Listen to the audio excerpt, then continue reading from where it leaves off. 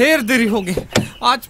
अब कैसे करो मुझे कुछ समझ में नहीं आते। अरे बंसी मुझे कुछ काम झन के मैं पहले बताता हूँ, वैसे भी मुझे पहले देरी हो गई। अरे अतिक लकर तकर कहाँ जाते? बड़े मालिक बार खाना लेके जाता हूँ ये दे। अच्छा ठीक है, मैं तले गाड़ी में छुड़वा दे। ये तो अच्छा बात है छोटे मालकिन। खुशी हाँ? एला छोड़ दे। हे माया हो देख तोर हीरो आगे। हाय रे मोर हीरो। छोटे मालकिन अपन सहेली समझा दे भाई, मैं बिल्कुल शरीफ लड़का हूँ, मोर से नहीं बिल्कुल नहीं चला भाई। अपन हीरो संग बैठ ना।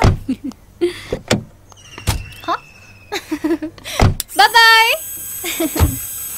अरे हाँ बंसी, आज खानी टॉकीस ले फिल्म के 3 ठन टिकट लेके आवे। 3 ठन ले कुछ नहीं है छोटे मालकिन, 4 ठन टिकट लागी। काबर का तुम्हार सहेली 1 ठन सीट में थोड़ी समाही, 2 ठन सीट लागी है खरबा। ठीक है जल्दी छोड़ के आ जा। Bye guys.